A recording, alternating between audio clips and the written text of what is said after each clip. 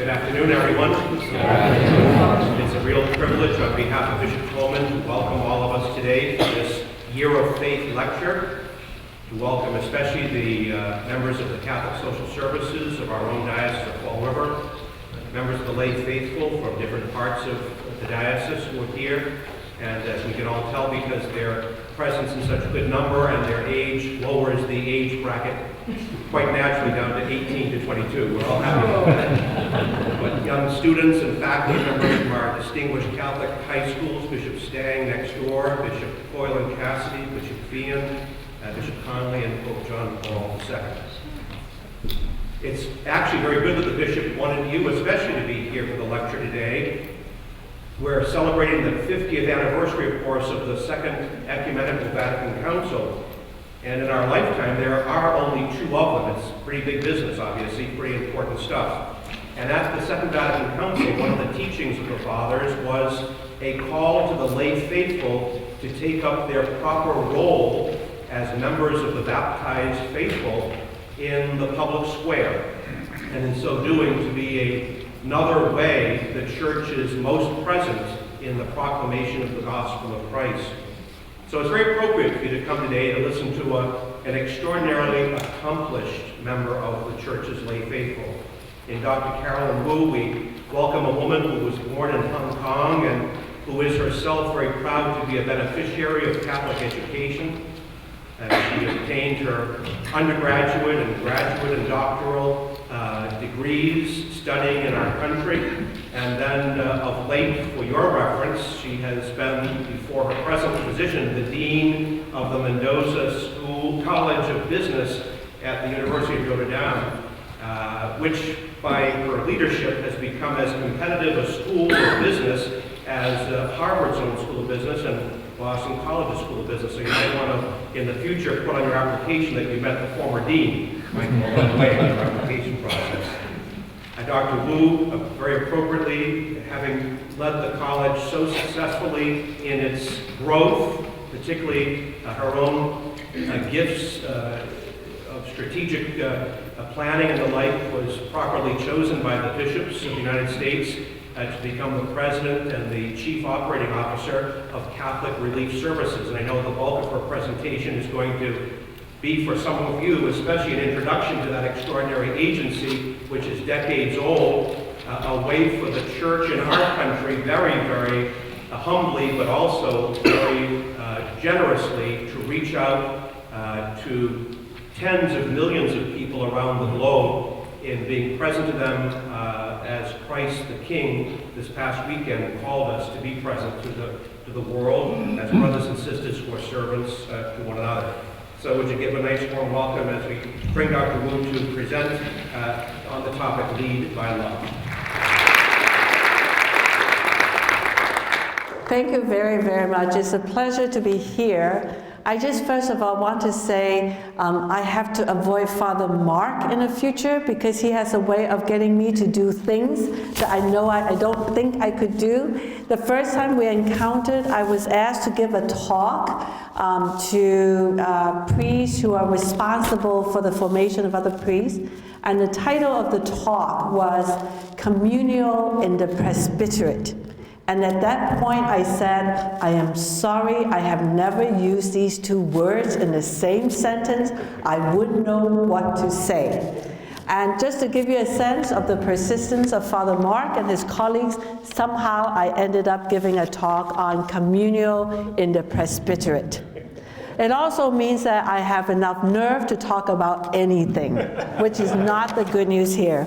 But I just want to say, first of all, it's such a pleasure to be in the Fall River Diocese. Before I say anything, I want to say thank you. This diocese has been very generous in supporting people around the world in times of difficulty. So the Fall Diocese has really reached out to people in need, and with respect to our work, which is to serve the poor overseas, this diocese has been generous with the CRS collection. You have been extremely generous when there was the Haiti earthquake. And before we even had a chance to ask, you have already collected resources to help with the victims of Sandy, both of those who are in the U.S. and those who are overseas. So I just want to say thank you to Bishop Coleman, to all of his colleagues who have been so very thoughtful and compassionate to people. And I just want to say, as we move forward, CRS actually has a number of really interesting programs for adults and a lot of it for students. So we encourage everybody to pay attention at Lent to our newly redesigned CRS Rice Bowl program. A Rice Bowl program is redesigned not only to really get people to give your extra change, but to be a journey of faith. And also a journey of understanding your global neighbors. Who are they? What are the issues that they are facing? What does hunger look like? And how do people deal with hunger, and what your resources can do? So I encourage all of our students here in the parish and the diocese to pay attention to the CRS Rice Bowl program. We are also rolling out a new program for high schools, which is called iNeighbor, and it's about global solidarity. You know, the internet brings everybody into our living room through television and our computers. And so, but it's not just enough that we look at their stories and listen to their stories. How do we really engage people? Now that we know about their situations, we know about their culture and so on, how do we really become neighbors in a global context? And the iNeighbor program will allow high schools over a 4-year curriculum to address this whole issue of global solidarity. Every year there will be a different theme. There's a theme on HIV/AIDS. There's a theme on immigration. There's a theme on food and hunger, I think. But anyway, so those are some of the programs. And we also say we have speakers who are always available if you want to find out more about what CRS does. So, but the first thing I just want to say is thank you very, very much. I also want to introduce 2 colleagues of mine who are here. They are sitting right there. One is Shayla O'Brien, who lives in this area, and she's part of our charitable giving crew. And we have Maureen McCullough, part of our U.S. operations, whose job is to reach out to support dioceses and parishes and high schools and so on in engaging Catholics and educating Catholics about how the church does its work. Now, Father Mark's directions to me was to talk more about how did a lay person in this journey of faith end up where I am today. I'm going to talk a little bit about CRS and show a video at the end. And in the middle, I'm just going to intersperse with the whole journey of faith, at least for me. So just a little bit about CRS. CRS is about 70 years old. It's actually started by the bishops of the United States, and it's really to act out their commitment to the poor and most vulnerable overseas. We now serve in about 100 countries. We touch about 100 million people. We're in some of the poorest and most difficult countries. And when a country becomes wealthy, we actually leave. So we're in very difficult countries. You've read about Syria. We are not in Syria because Americans are not in there, but we work right around the areas in Syria just so that we could serve the refugees. But we're in Pakistan, we're in Afghanistan, we are in Israel, we are in Gaza, and so 2 weeks ago it was a little bit touchy for us.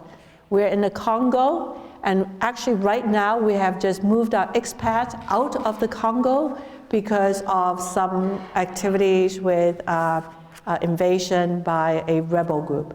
So we are in Asia, in Vietnam, in Cambodia. You may have heard the president just went to Myanmar. We are actually working in Myanmar with the church in Myanmar. The work that we do is about 1/3 emergency, and then the rest of it is development. Our portfolio would include, during emergencies, is emergency shelter, food, medicine, and what we now call protection. There's a lot of trafficking in the world. It's a scary issue. And during emergencies, it's a very chaotic time. That's when we tend to lose children, for example, or families tend to be separated. And actually, sometimes a child who is separated would not be able to go back to a family. They don't know where the family is. And so now our work also includes protection. As we move forward after an emergency, we go into stabilizing life. And what that means is that it includes education. So we actually have education programs for women and young girls in Pakistan and Afghanistan. I think some of you recently was introduced to the story of Malala, a young 14-year-old in Pakistan, a young girl, and what she dealt with going to school. Now we have schools and education for girls in those areas. So there's education, but there's also the whole area of not just food aid, but food stability, to make sure that people have a way to continue to get their food through livelihood program, that the parents need to be able to have jobs, that they need to have some ways, whether it's cultivating the lands or having small businesses, to be able to continue. When we set up shelters for people, most of the people in the world do not have toilets. All right? And believe it or not, toilets are very important, because if we don't have toilets, we have all sorts of health issues. So how do we deal with sanitation? And you can't just do toilets because there's no plumbing. All right? So that's a whole area. We're actually very innovative in that whole area. And that is a very important requirement for health. We also deal with maternal health and children under 5.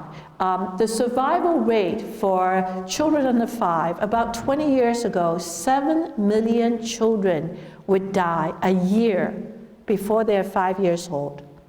Today, that number has gone down to 2 million.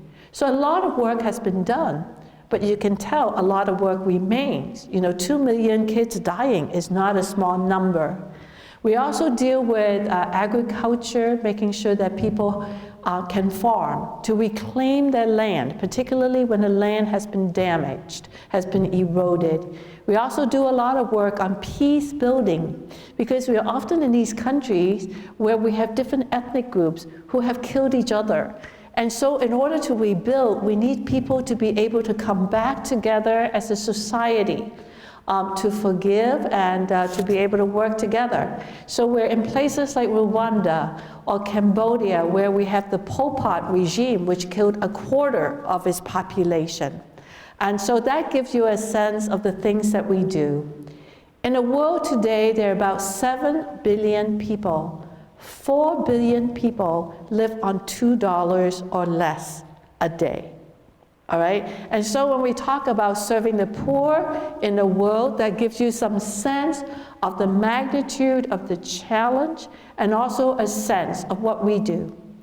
Next time when you hear about CRS, remember that CRS actually does its work in your name. We do this work in the name of the Catholic Church in the United States. We do this work on behalf of all of you. Your parish donations and so on and so forth enable this work to be done. When you think about extending a hand of friendship, we are actually extending the hand of friendship on behalf of all of you to people who are in need. And a lot of the people we serve, they are not Catholics. They're Muslims, they're Hindus, they're traditionalists, whatever their faith is not Christian necessarily, but we serve not because they're Catholic. We serve because we are Catholic, and the gospel tells us that we cannot turn our back on anyone who is suffering. So we serve on the basis of need, not on the basis of creed. We do this work in your name to extend your hands of friendship to people around the world. Okay? So I'm just going to stop right here about CRS, and you can always go to our website after today, and it's just www.crs.org. And I'll come back in the end to show a little video. So the next step really then is cutting to sort of like, how did I end up in this job? I grew up in Hong Kong, and actually I spent most of my life trying to not have to deal with the type of problems that the people we serve deal with. I mean, I tried to study hard so that I would have good skills, and with good skills, I would have a good job, and with a good job, I don't have to live on $2 a day, and that I would have proper facilities and proper care and so on and so forth. So I think like most people here, I spent most of my life, you know, really just to be as distant as possible from the problems, I mean, that we try to address. So how did this journey begin? You know, and I don't want to, I want to bracket it a bit so that it doesn't go on and on. Just a little bit, first of all, I was born in Hong Kong. I was born to parents who themselves were immigrants and refugees from China. In the 1950s, the communists took over China, and many people had to leave. And my parents were those people who had to leave with everything left behind in China. They had to start all over again. And most of my classmates' parents were the same way.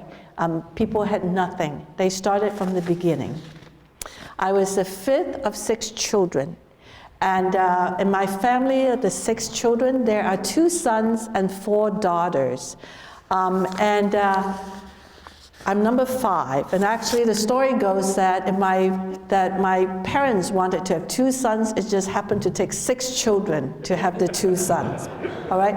Which means that I was born into a society where the role of women were not very clear. And you have to remember my parents, my mother, came from an era in China completely displaced by the war, and before the war it was sort of old China in some type of transition. She herself never went to school. She had a tutor who came in, but you know, the whole idea of education for women or the role of women was very unclear. I titled my talk, Let Love Lead, and the reason is that even when I was very young, I think by the time I was 3 years old, I was aware of certain issues in my family. So for example, as people who left everything behind, there was always the question of financial security. And Hong Kong was not a place that had government assistance. And I know that in this whole area, this diocese, there are different issues with unemployment and so on. So I just want to say, even when I was very young, I think that I remember 3 years old, sitting on a stool, being worried about my parents and so on. But there was this sense that we didn't have a lot of financial security. My father also, whom I love dearly, also has some very bad habits. He drank until he lost 1 kidney, and he also gambled. And he took on a lot of debt gambling. So even when I was a child, I knew that, you know, there are issues, and I always worried about my parents, and I thought, what would happen to them? And I think by the time 10 years old, that was very much part of my thinking. Life goes on, you know, we have worries, life goes on, and I was in a boisterous family of 5 brothers and sisters and me, aunts and uncles and so on. So amidst all the different worries that I would have, and I'm a worrier, life goes on, and I know love, I know happy times, I know family times, and one of the most wonderful things is that I went to the Marianal Sister Schools with these nuns. And what these nuns taught me was that trust in God. For them, God was very real. And finally, you know, I started 1st grade to 12th grade. I got an incredible education. The fact that as a Chinese I could speak English like this was because of the nuns. And starting in 2nd grade, they couldn't speak Chinese, so we had to learn English, all right? But at a certain point, probably about 8th, 9th grade, all of a sudden something became very real to me, and it was the idea of God. It first became real, God became real, because I would think, why would these nuns do what they do? Why would they leave America, you know, a golden land, to come to these places where there's typhoid and yellow fever, and some of them were imprisoned by the communists. There was cholera, there was food poisoning, it's a tough life. I thought, why would these people do that? And they said that they did it because they love God. You know, and I had catechism lesson, and I was baptized, but in those days you don't have well-formed theological ideas. But I looked at these nuns and I said, whoever this God is very real. And this God moved these women, all right, to do the impossible. They are doing things I would never imagine doing. And because we grew up with the nuns, right? I mean, we were there from first grade on. Whatever worries I had, I would go and tell them. And they would say, well, Carolyn, you don't have any solutions yet, but don't worry, just learn to love well. And I said, what does it mean to learn to love well? Does that mean I need to go get a job? This is like I'm 9th grade, you know? And they would say, no, right now you're in school, and your responsibility at this point is to really study hard. And if you love your parents, study harder. Because someday then that is how you can help. Respect your parents, don't judge too harshly, but also, you know, believe in God, believe that all of it doesn't totally rely on you. Well, okay, I sort of got that, you know, but you continue growing. When it was time to go to college, of course there was no money to go to college. My 2 brothers, one eventually became a doctor, one became a lawyer, but for the girls, my 3 older sisters did not go to college. I happened to be a very good student. I really wanted to go to college. And more important was, I didn't know how I could solve my parents' problems or help take care of them if I couldn't get a job. And if I need a job, I need an education. So I was very analytical in that thinking and saying that, okay, I think that the way for me to really someday take care of my parents is that I need to have a university education. And I also happened to want a university education in the US. I could have stayed in Hong Kong, but I've watched so many Western televisions, and also because I was very fluent in English. So I was kind of westernized, you know, by the books that I read, the television programs that I watched, which included The Monkees and Gidget and Mission Impossible and Father Knows Best and all of those things. But I had an idealized sort of picture of the US, and of course that's where I would go. I would say I also read about, you know, the civil rights movement and all of these movements. I was just very engaged and was determined to go to the United States without any money. And I remember, 16 years old, going to the USIS, the United States Information Service, which is what the US government has, and has these beautiful air-conditioned reading rooms so that people can find out about life in the US. This is in Hong Kong. And they happen to have a lot of books on colleges, and they have these SAT prep tests, all right? So I went to take my prep test and got it scored and came back, and like most Chinese, scored very high in math and very, very low in verbal, right? So I went home. I had a nanny who's still alive, who's very close to me. And I told my nanny, I didn't want to tell my parents. I told my nanny and I said, you know, I didn't do well enough to do anything. You know, my verbal scores where you have to know these words, and you know, I never had Latin. I mean, every English word I learned, I have to, you know, we were not in that culture, so everything you learn, you have to just really read it and learn it. And I said, you know, I didn't do well. I said, you know, I don't know what this meant. You know, I was pretty sad. And my nanny gave me the dictionary, and she said, study the dictionary. All right. Now, fortunately, it was a concise dictionary. But for my next 2 years, every night I would add another hour to learn words so that I could improve my vocabulary for the SATs. So, went to that, did my SAT fine, and I chose to go to Purdue University because that's where I met a person. But I had no money. All right. So now I was accepted, but I had no money. Fortunately, my older siblings all together cobbled together 1 year of funding. And in those days, Purdue University, out-of-state students was $800 a semester, $1,600, and then there were the dorm fees. So I had exactly 1 year of funding to go to school. During that year, I was so excited to go to school. On average, I signed up for 24 credit hours a semester. right? I did 21 a semester because, again, it's a different framework. It's like, if this is the only year you get to go to school, you'd be amazed, you know, how you try to pack your whole schedule because you never get to go to school again. I mean, so that's what I did. I packed it all in, and then the end of the year came, and I applied for a scholarship. I didn't get all A's, so I said, oh, the chance is very low. I needed a full scholarship, and it would be for an international student at the undergraduate level, which is really not where fellowship money is. But never mind, I didn't have a choice. I had to apply.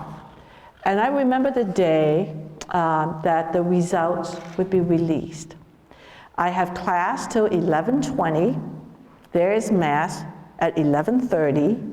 The office closes at 12 o'clock. So I have to decide, if I go to mass, I wouldn't be able to make it to the International Student Office by 12. Should I go or should I not go? So I decided, I started the habit of going to daily mass. I said, I'm going to go to mass because if it is good news, I don't mind waiting another hour because you have to wait till 1. If it is bad news, I don't really want to know about it as soon as possible. Right? And in my life, I'm always very analytical in the way I think. So I went to mass, and between 12 to 1, I sat at the pews in church, and the pews in church knew the skin of my knees quite well. And I sat there, it was sort of like in April, it's my last year, and I really had a good talk with God. And I basically complained and said, why is this so hard? Why do my classmates get to go to school? Why do I have to depend on this? And this is so unlikely. So I really sort of just work out all of my complaints with God, and I went to get my scholarship and information ready to be turned down. And I got a scholarship. I got a full ride, which then began sort of the rest of my education. I packed in a master's and a Ph.D. along with that. I want to share this story. I think that around that time, it was a sense that perhaps what happens in our life doesn't just depend on us. That there is God, that, you know, and a lot of times you're in situations which you don't totally control. You can only do your best, and then the rest will follow. Right? So not totally there, but along the way, I have met so many wonderful people. The church at Purdue University became my family. And in fact, when I defended my dissertation, they rang the church bell. So for a foreign student who had no family, all of a sudden I had this wonderful parish that became my family. I mean, you have to think about these people who would ring the church bell for this young woman now finishing a Ph.D. I had the best teachers. I have teachers who were so committed to seeing that I succeed. When I went into the master's program, an MBA program, my first writing assignment, I had no idea what I was writing about. I had to describe a marketing plan for a pub tent. I had no idea what a pub tent is. I have never used one, I've never bought one, I have never camped, but I have to write a marketing plan for a pub tent. Sometimes when you think about cultural differences, so never mind, I started writing the analysis for a pub tent and used the longest sentence and the biggest words I could find. And in those days, you actually have your physical copy of a thesaurus, all right? You just keep on finding bigger words and longer sentences because it sounds really sort of scholarly to have this thing. Well, I got my assignment back. It was in an envelope. It was in the mailboxes. I pulled it out. I pulled my paper out, and I saw C, a big red C. And in graduate school, C is a failing grade. I still remember my cheeks went red completely. The first thing I did was to look around to see if anybody saw me. You know, did I have classmates around me? The next thing was I had to go to my instructor and say, I got a C. This is not a passing grade. I've never had this grade before. And I said, what should I do? And she said, I don't know what you're trying to say. What are you trying to say in this essay? I said, I don't know either. I've never used the pub tent. And actually now I know one of the most important things of writing is you got to know what you want to say before you start writing. But never mind that teacher that was 1975. Today, she's in the Philadelphia area and has actually done a living room fundraising event for me. Friendship that lasted 40 years, almost, from a teacher who didn't want to see me fail. So along the way, I think that it's hard to believe in the love of God if you don't receive that love or the generosity from somebody else. And of course, I met a wonderful man who became my husband. And I would say by the time I was 30 years old, having been the recipient of so many generous people, also trying to sort of be a solution to my family's difficulty, I come to understand, that's why I say, let love lead. If you follow love, you will receive love, and somehow we say, right, God is love. And in that journey, God becomes more and more real in this process. So fast forward to going to CRS. I was asked to be on the board of CRS for 6 years, so I really learned, I fell in love with the work. But being on the board of CRS is a bit like being a grandparent. You go to the board meetings, you listen to this great work, you pat everybody on the back, you're so proud of them, you go back and say, let me tell you these stories, but you don't have to live with the day-to-day issues. You don't have to change diapers, you don't have to worry about funding that doesn't come through, it's not your problem. So when it was time to think about CRS, it was a very, very, very difficult decision. I think most people would say that I had the dream job of anyone. I know this is Boston College territory, but in any case, I was the dean of the business school at Notre Dame. We were the #1 business school. I had more students than I know what to deal with. I have lots of parents who come and pledge support, and they become donors because they want their children to come in. I have more companies recruiting students. We had a 98% placement rate.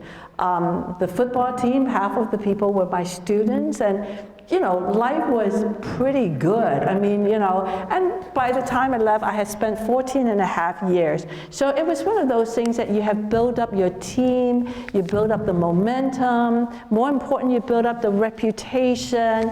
Everybody wants to be your friend. Life is not hard. We go on these capital campaign drive and tends to outrace, you know, our goal and so on and so forth. My life was great.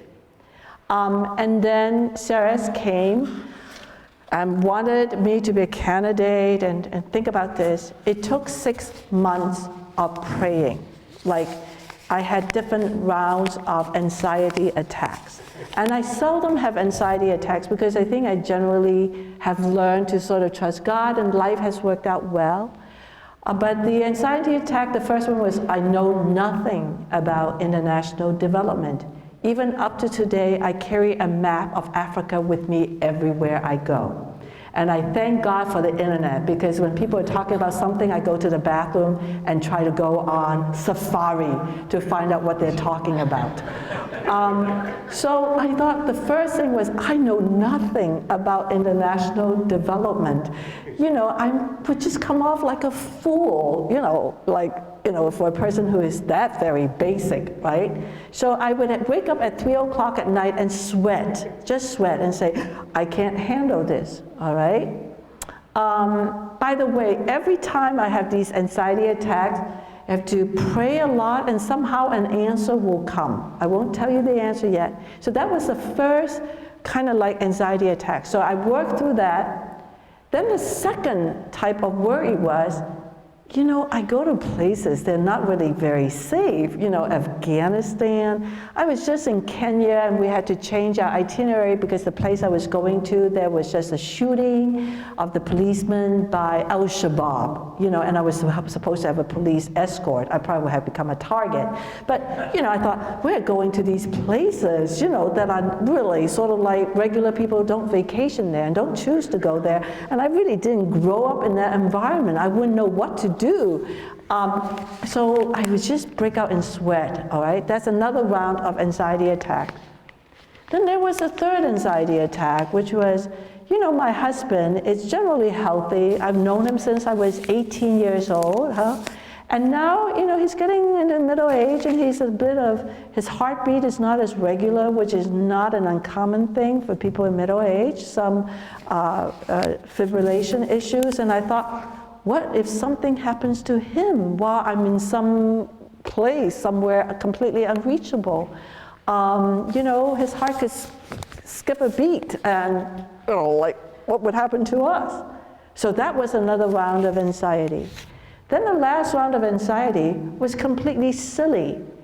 Where will I do dry cleaning? How would I get to, should I live in Baltimore or South Bend? South Bend is not a major airport. How will I work this? And so on, the dumbest, smallest, littlest thing became an issue. So I just want to say, I went through all of those, and in the end, there's not answers to these things, right? But it's the whole question is God real? Do you trust God? And do you trust that whatever happens is not a tragedy? Even death is not, in the sense that when it's time to happen, it's really eventually is our eternal home. Do I really trust God? Do I trust that if for some reason, I actually asked the committee, please do not select me if I'm not the right person, because, I'm really relying on providence here. You would spare me and spare yourself. Please don't, please be sure that you know what you're getting, because, in the end, I have to trust God. I mean, why should a person who knows nothing about international development show up if somehow God says that it is, and God has a sense of humor, right? So I really, in the end, the final question really is, do you trust God? Is God real? Do you believe that what you do doesn't just depend on you? Do you believe that God is really in this journey? Do you believe in the love and the bounty and the mercy of God? And so it was really all of those things in the end, because there's no answers to some of these other questions that I have, but it's really about that. So I just want to end by saying that in this whole journey, in my whole life, I don't know when I learned to know God, but I know that I started out with love for family. And I think love will lead you, look, some of these are pretty theological stuff, is you've got to have some experience, life experience, in order to really comprehend. I mean, in second and third grade, we memorize the catechism. But I think that love is, first of all, has to be real in our lives for the people who are dear to us, our family, people who are imperfect. My father was a very flawed person, but I love him dearly. And I think by following that journey, and also along the way, acknowledging our blessings. And I think the most important blessings are really the love and the generosity of people who are committed to your life. In your schools, in your experience, in your family, there are people who are so focused. Their number one priority is your well-being and your success. And I think once you realize this, it's hard to it's hard to let fear totally capture us. So I just want to say that has been my journey, and along the way I have really felt God's intervention. I, more than one time, know that I could only go from here to here, and I couldn't cross this. This part now is not, it's not dependent on me. This part, crossing this part, is really providential. And whatever happens, it happens for good reason. So I just want to share this with you and end this. And by the way, a lot of people now, I have former students, I have colleagues, I have people who are executives and so on. They've succeeded in their first life, they wanted to go a second life. And they often say, I'm discerning about my life. I'm discerning whether I'm doing anything purposeful. I'm thinking of changing jobs. I'm thinking of this. How do you discern? I actually said that, it's not like God hit you with a hammer one day and then you got an answer. But I say prayer. If you just hold yourself in prayer, which is sort of the time with God and an honest conversation, somehow continuous prayer and that continuous presence will lead you to whatever you need to do. It somehow has its own sort of dynamics. At this point, I would say open up to Q&A. How are your impressions about the nature of people's generosity since taking over the leadership position? So here is a question, is what is my experience of people's generosity? I actually think that generosity is intrinsic to people. I think that all of us have it. It's just a matter of being nurtured and having the opportunity to express it. There is no gift which is too small.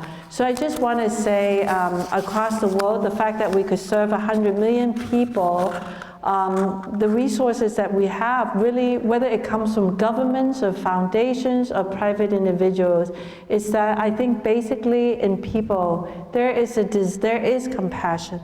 There is a desire that people's lives become better. That I think one of the most important things we have to learn is to not turn our eyes when we see suffering. And I think if we don't turn our eyes, we begin to act. And I've actually seen a lot of that. I cannot be cynical. And I just want to say in this video that we show is actually very beautiful, and the sound is very beautiful when it's working. What we show actually are really happy faces. We show harvest that works. And I want people to see that. I want people to know of sort of the whole issue of poverty and international development. It's not like a bottomless hole where people have no impact. And so I've seen generosity, I've experienced it in my own life. I've experienced it in this work. And actually I tell people, particularly I'm in the work of education, that one of the most important experience we give our students is that they experience generosity. Because if you experience generosity, you will be able to model that and to be grateful for that.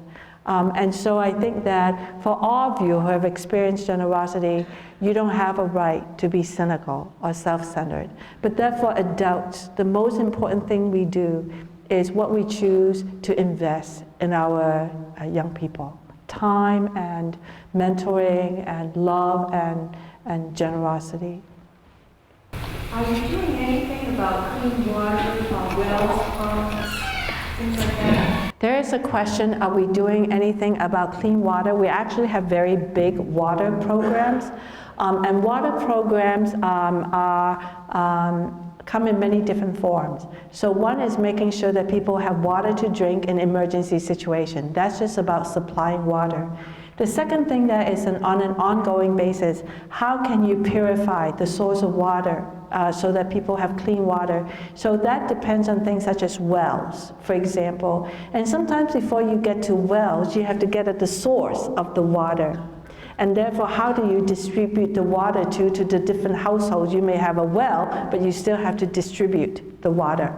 Right? And that body of work actually requires you to work with a lot of villagers. How do they want to deal with water rights in their own respective communities? We also deal with the water issue in farmlands which are parched. All right? And so drought is a major issue in a lot of countries.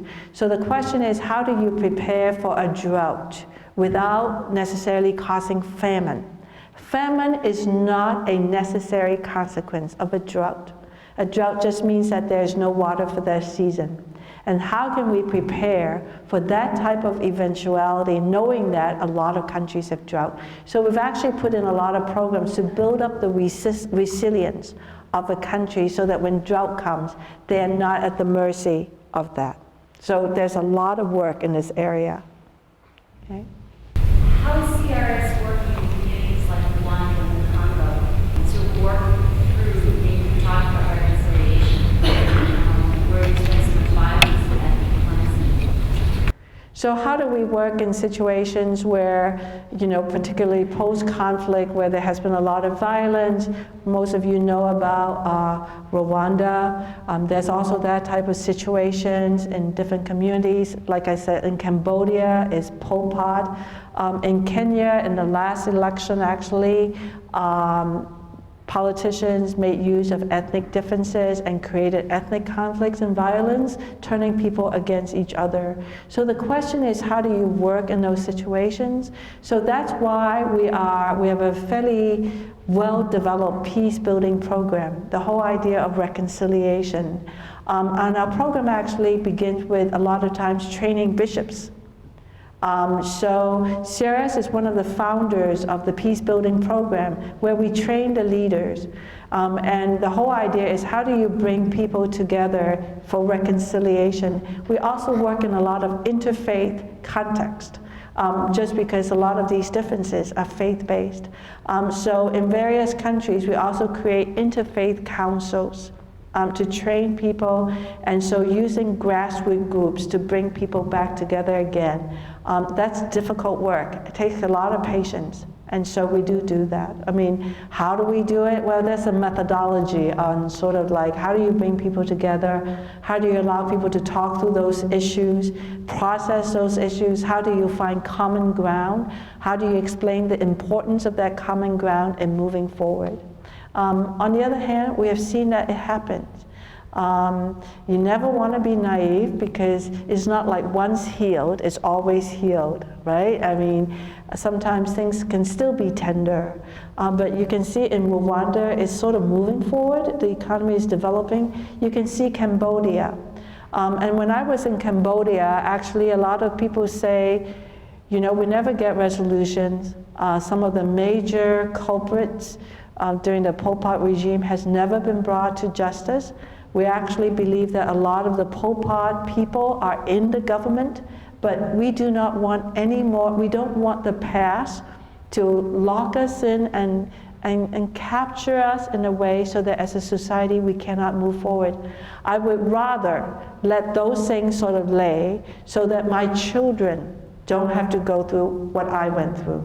And so, you know, these are difficult issues. These are major violations in people's lives, and how people try to lay that aside to move forward is been done. But just like I said, it's not done once. So people try to move on.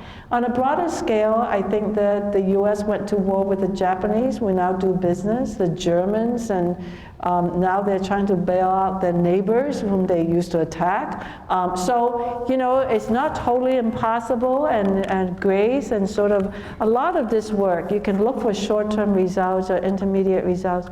But in the end, the fruits of this work really depends on God. But it's done, peace building. Is there a certain country where CRS is most involved and most prevalent in? Is there some country that CRS is most involved and most prevalent in? I would say Ethiopia is one of our biggest programs in terms of the food aid. I would say Africa is the biggest continent for us, even though we're in 5 different continents. So those are the big areas. We have fairly big size work in Sudan, for example. But Africa, and the most active country, I would say, is Ethiopia. What is your major fundraising initiative? Is it the rice bowls? Are you personally, doctor, yourself, doing major solicitation 52 weeks a year? The question is, how do we do solicitation? What is our funding source? So just to give you a sense, CRS operations in the last 3 years range from 700 million to 940 million. So we're a very big operation, particularly in emergencies when we are over 900 million is because of Haiti. In an emergency like this, $200 or $300 million will come in because of church collections, because of people who send funds through the website to support it. But on a regular basis, when we don't have high-profile emergencies, we always have emergencies, it's just you don't hear about them. When we don't have high-profile emergencies, about 30% of our work is emergencies. Of our funding, about 85% comes from competitive grants. 15% comes from private donations. So the 85% is the US government in grants, the US government in food commodities, the big foundations like the Gates Foundation, Buffett Foundation, Ford Foundation, where we write grants. To be in this work, actually, to serve the poor is a privilege, and it's a privilege that you have to work very hard for. It's not like people crown you and say, what great work you're doing, go do some more. Actually, it's a very competitive field, and when we send in our proposals, the people who review the proposals, they have PhDs and they're experts in that field. So 85% of our funding comes through some type of major evaluative process. And then the other 15% comes from private donations. So in a year, I would say an average year with its $800 million or so, about 120 million, 140 million will come from private donations. So that's a lot of work. Some of it comes from the collections, the CRS collection. Rice Bowl, for example, give you a sense, is not really about money for us.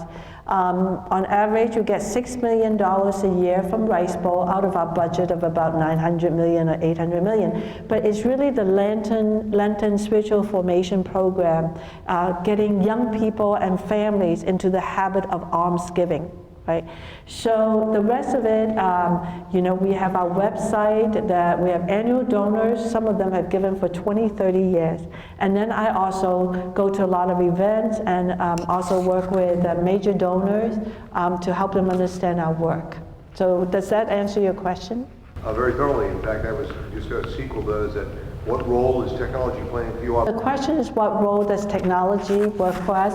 We do have our website where we engage people, particularly in emergencies, where they go on the CRS website and they could donate right away. So we do use that. So it's a combination of the type of website, the type of annual giving pledges, in addition, private donors. You think a connection between, with the Year of Faith, what you're doing in evangelization in our own country? Great. This is a great question, and that is, how does the work of CRS relate to the new evangelization? I'm just actually glad you asked that question. Evangelization is about the good news, and the good news is the gospel news. And the gospel news is about Christ coming into the world to save us and to give us new hope. That's the message, right? And so the good news is proclaimed by words and by action. And so we're not a church. I don't give homilies, but we are the arm of the church, which lives out the commitment of the gospel message, which is to really do go and serve the poor, and that we bring the good news, not by what we say, but we bring the good news because in the end we did make somebody's lives better, and hopefully not just for the short run, but for the long run. And in fact, the gospel message is really to act. And we know faith without action is dead and empty. So we're the part of the church that we say, people need to know this work is being done in your name. And the operative word is work and done. So we're the part of the church which really say the gospel message is real. We are committed to it, and that commitment must be reflected in our work so that our work does bring hope. I think one thing I've learned in life is when you handle difficulties will come in your life. It's just that when you feel like you are going through your difficulties with somebody supporting you, that you have a community, that you're not just facing this alone, it makes a world of difference. And so for these individuals, when they have lost everything that they ever owned, to know that they will have a tomorrow because someone cares. Someone they don't even know who it is, where it is, but that there is a promise that their family will get to regroup, that they will get a transitional shelter. In that video, I think you saw in Haiti, that lady has a new home. It's not fancy like yours, but it's 14 by 16 with a concrete base, with wooden walls and a metal roof. And so it's a real home to her. And in fact, you see a very brief shot where someone wrote in chalk, a child wrote, "God is good." Right? And so our job in a new evangelization is really to proclaim the good news by making it real, by bringing actions, by bringing solutions. Thank you. Does that answer your question? Okay. I had a question. You mentioned when you were deciding on CRS about 6 months of prayer and anxiety attacks, and you had said prayer, continue with it, and then the answer comes. Considering the large number of young adults we have in the room today, I wondered if you might comment upon recognition of the answer once it does come, so that one can continue.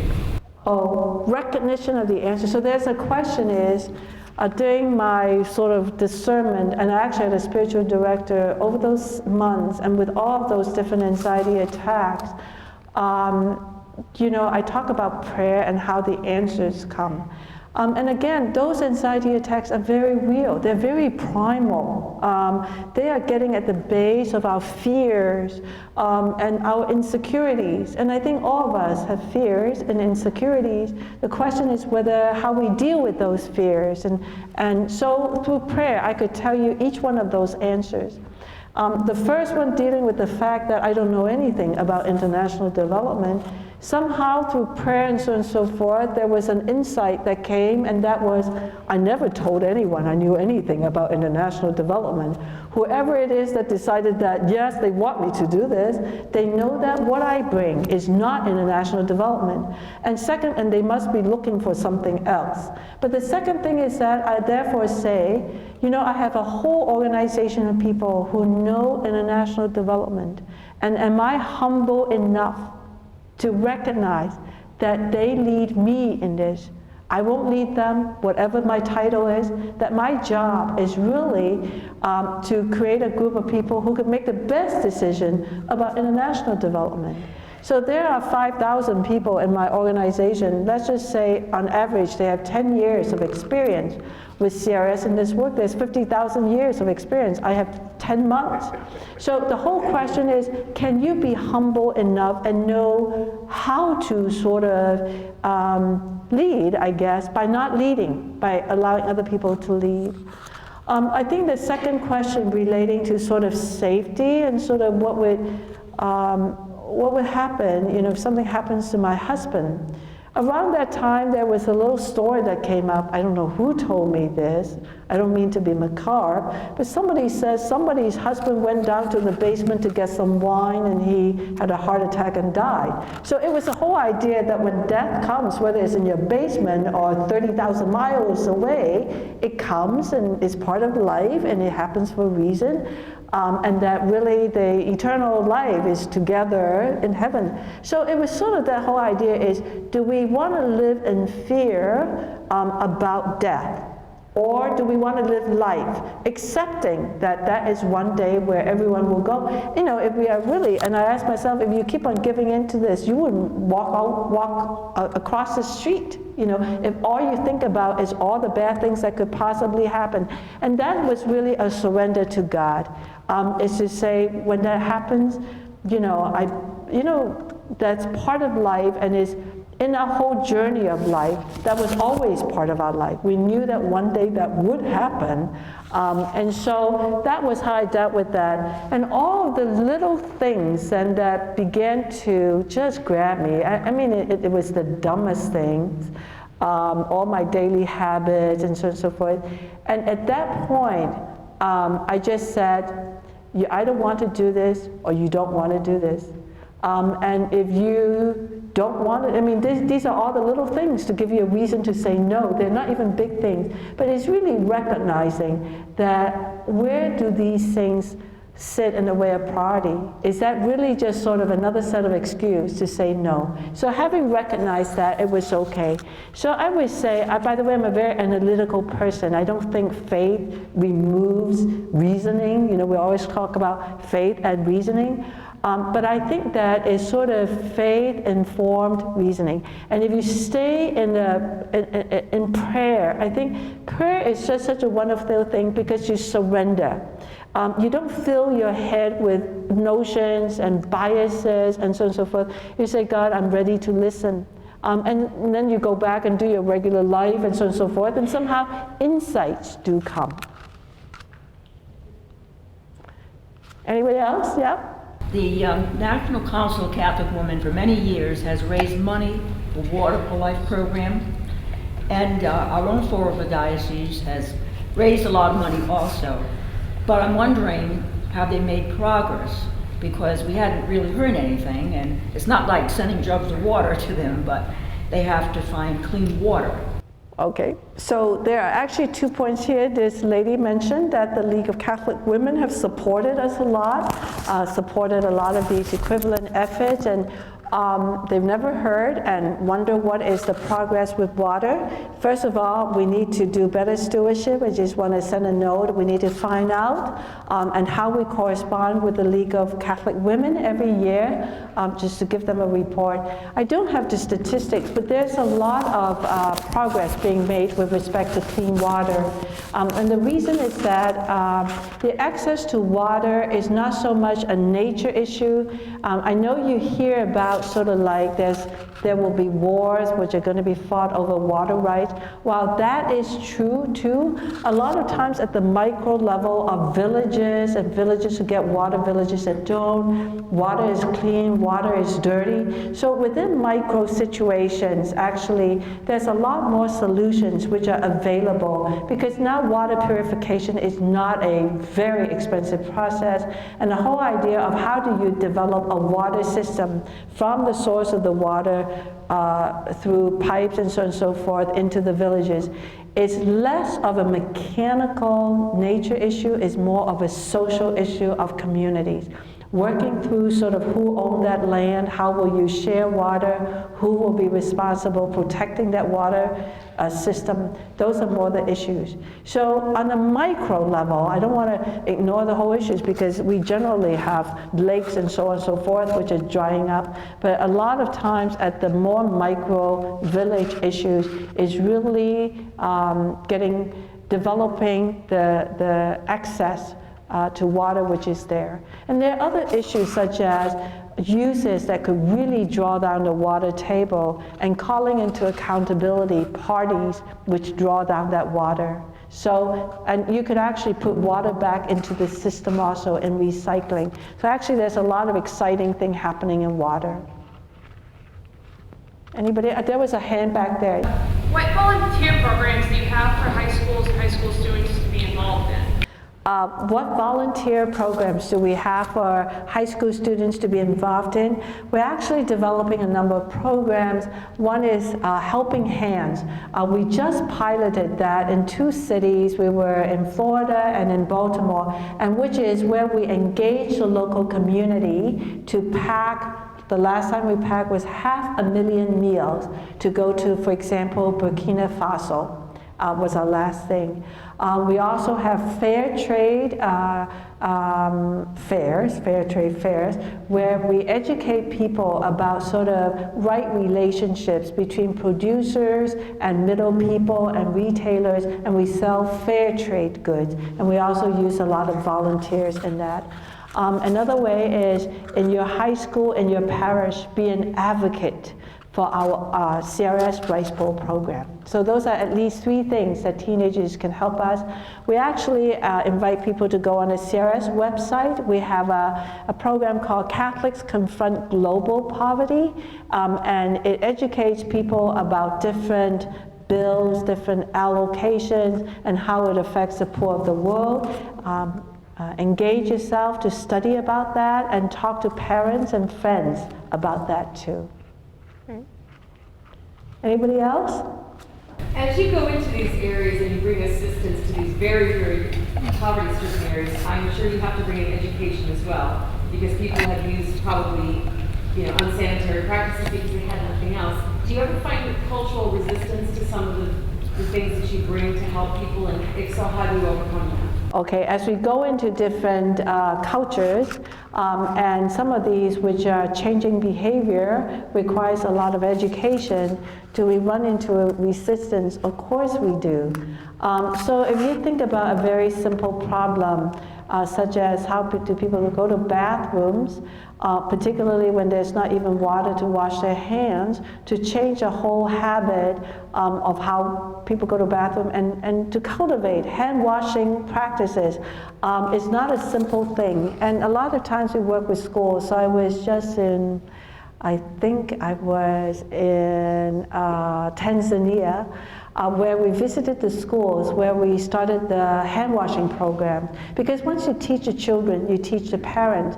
I want you to know, I mean, their school buildings are very simple. They actually paint pictures of sort of this 10-step hand washing program, actually how to wash your hands correctly. They're big pictures painted on the school walls, and then they have the hand washing stations, and they have songs as they're washing their hands to repeat the 10 steps. So there's a lot of these culture change. Some of it may relate to actually sexual practices, for example. They're difficult, but there are ways, you know. So for example, if you're trying to change a practice such as early marriage, you know, there are some cultures which get their daughters to marry at 11 years old for dowry, for example, or sometimes prostitution, to educate people about the plight of early childhood. I mean, such a child cannot even carry a child. There's lots of issues. So you start with the faith leaders, for example. You first of all educate, you need to know the cultures. If this is a culture where people really respect their faith leaders, then you have to educate the faith leaders, get their buy-in, develop civil society, engage the schools, and then you work with the children and their parents. I actually saw a very, very effective program where we work with children from 10 to 14 years old in a school. This is after we've worked with all of the faith leaders, Catholics, non-Catholics, and so on. And then the local diocese is our partner. Then we went into schools.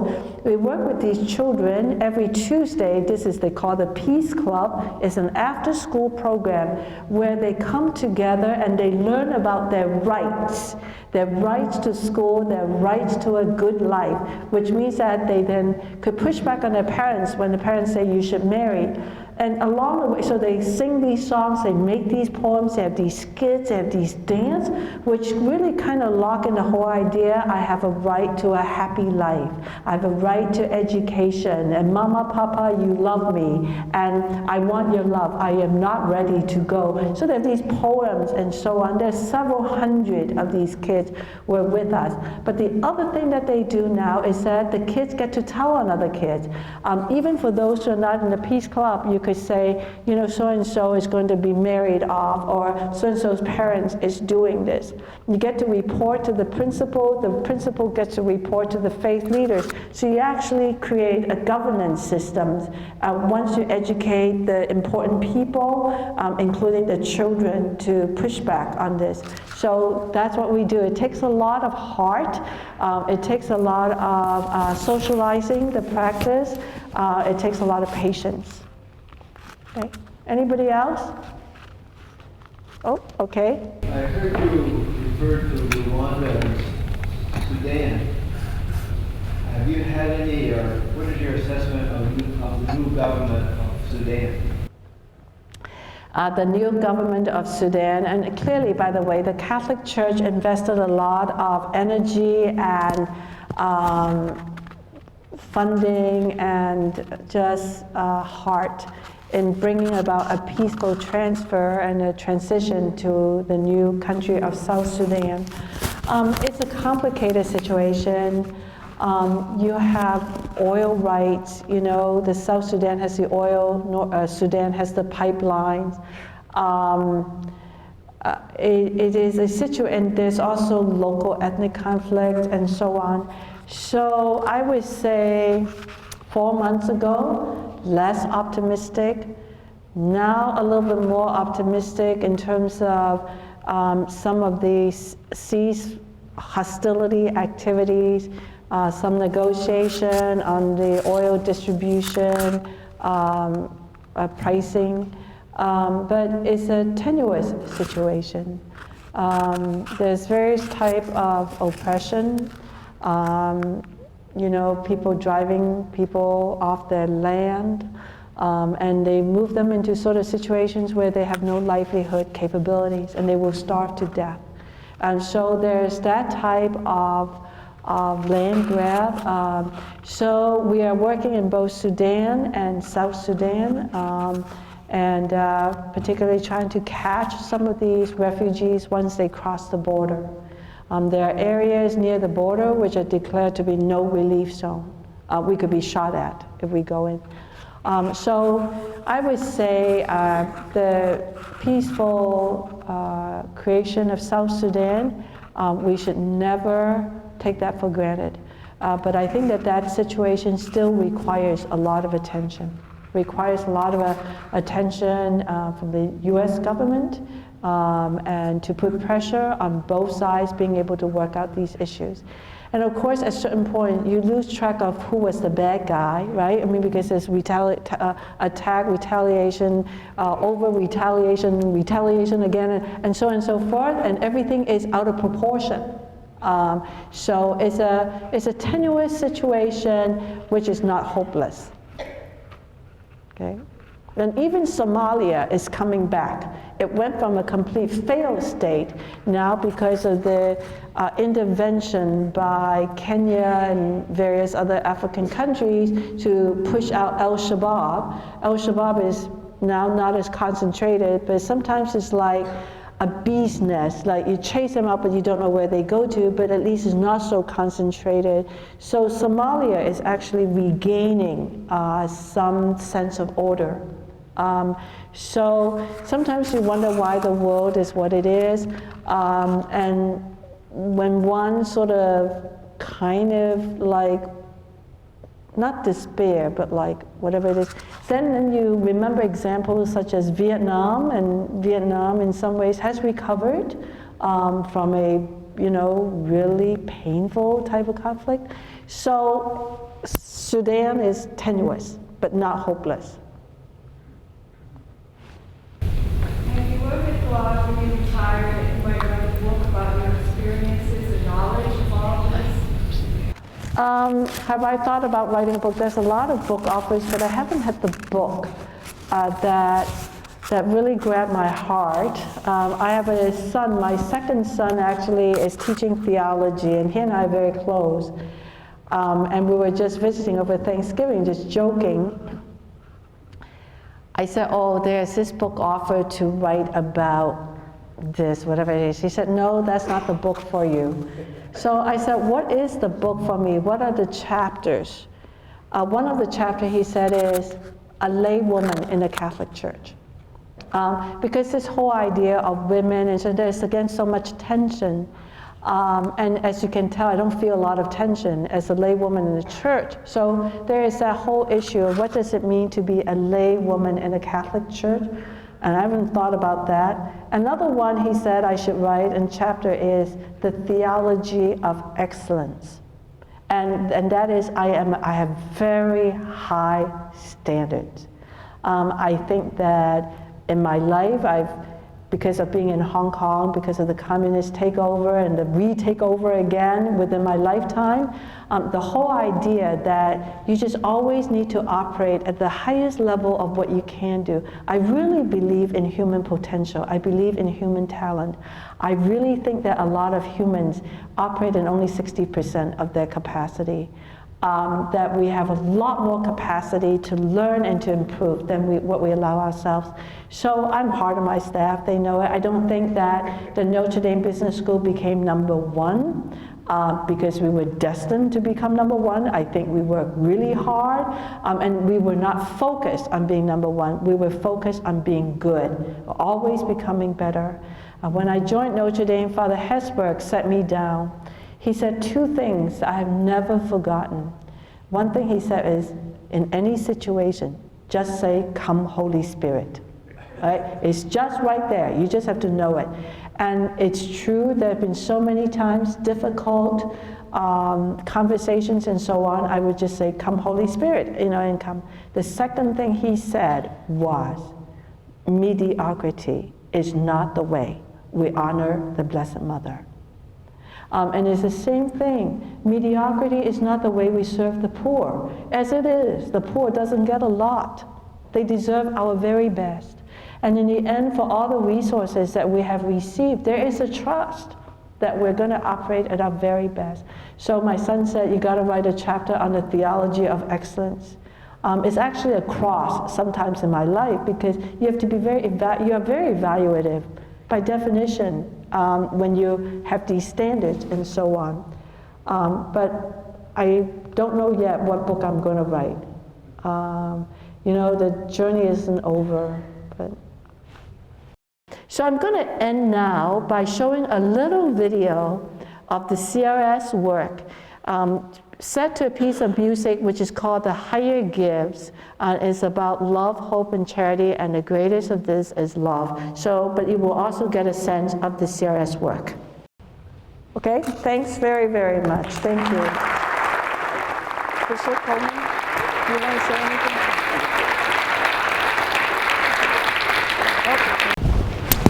Thank you so much, Dr. Woo, for your presentation this afternoon and for being with us. We have here a variety of people from the Diocese of Fall River, and I'm very grateful to everyone who has come to attend and to listen to Dr. Woo, the Director of the Catholic Relief Services. I was thinking about your work, Dr. Woo, and that of all your associates in Catholic Relief Services. And I know that you mentioned at the very beginning about the generosity of the people of the Diocese of Fall River.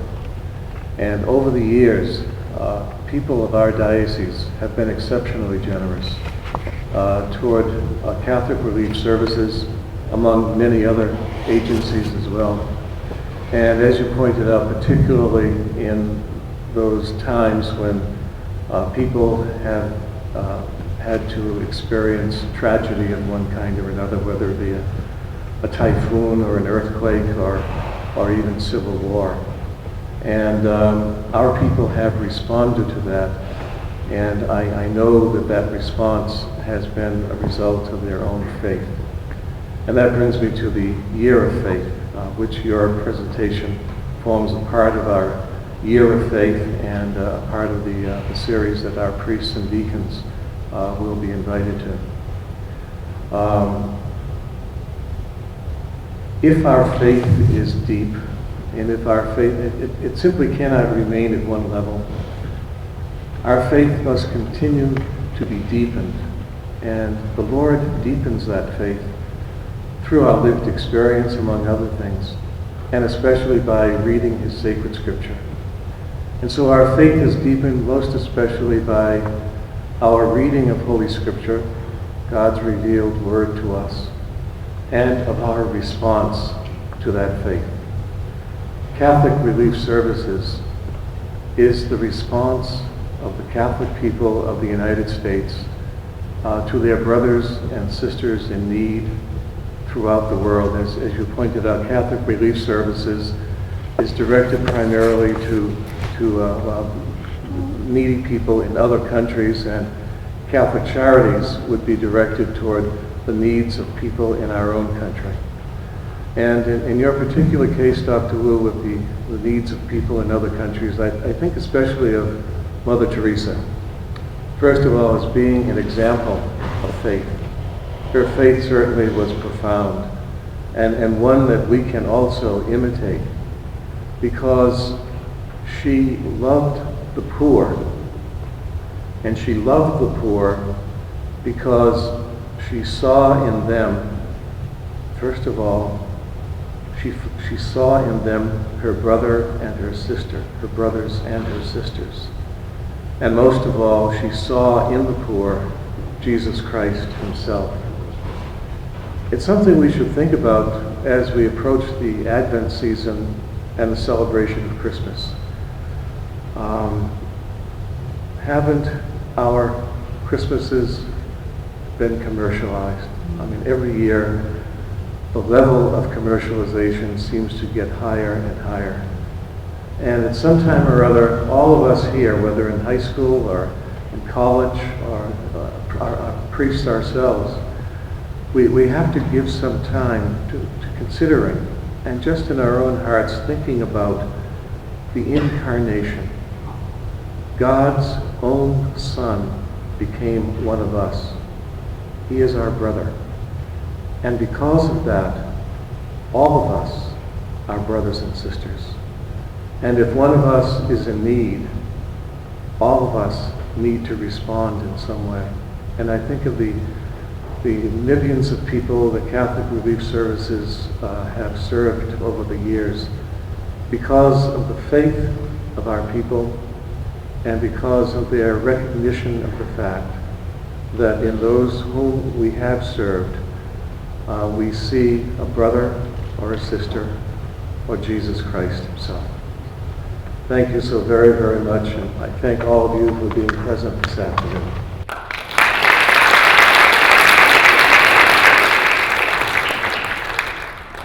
I know every one of you have been given some format of the closing prayer. For those of you who have the booklet form, it begins on page 10, and for others who have that lighter form, it is what it is in its entirety. Dr. Woo would be very happy that somehow the Holy Spirit worked, as our hymn is Come Holy Spirit. So somehow it's a confirmation of a lot of things that you had to speak to us about today. But for the sake of the young people, I hope you can go home today and tell your parents who make a great sacrifice for your education that you are part of joining in prayer with the bishop of our diocese, some of our priests and deacons, in blessing just one person, if you will. Important enough in Carolyn Woo, but that you go home with a lot of satisfaction that your prayer helped to bless this woman who has said yes over a lifetime and who gets to do some more important business in Boston tomorrow and then fly back. And did you happen to notice she wasn't even sure where she was at when she was in Tanzania? So she's got a lot of work to do, but I hope you'll have a memory that you helped to bless one person whose leadership and faith helps to reach out to, as she pointed out, millions of people across the globe. So with the bishop's leadership now, let's stand and enter into prayer. Come, Holy Spirit, fill the hearts of your people. Send forth your Spirit, and they shall be created. And you shall renew the face of the earth.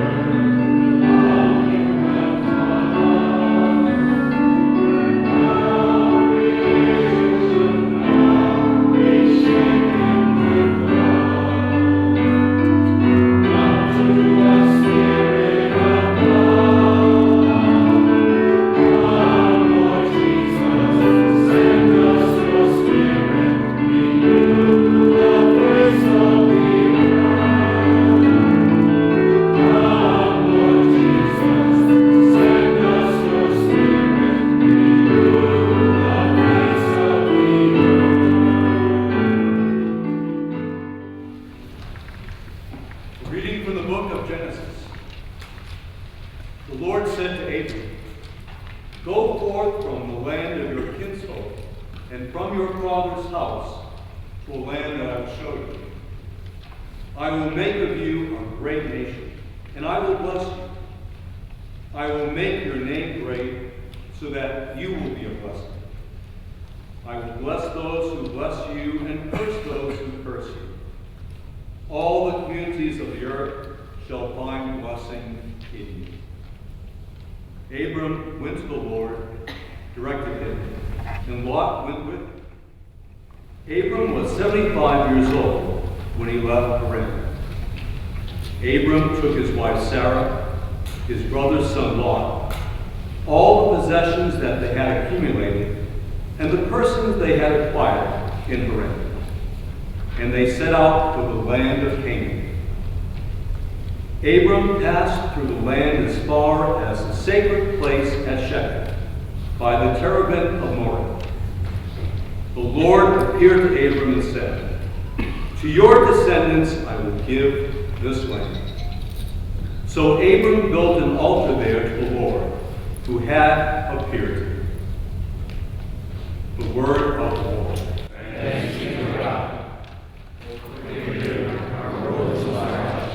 We never go to communities so fragile. We listen to the needs of our sisters and brothers, and those needs are great.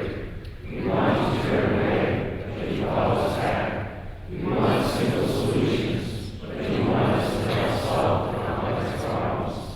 The real church calls us to listen, to learn, to reflect, and to act. Give us a deep sense of our place in this web of creation.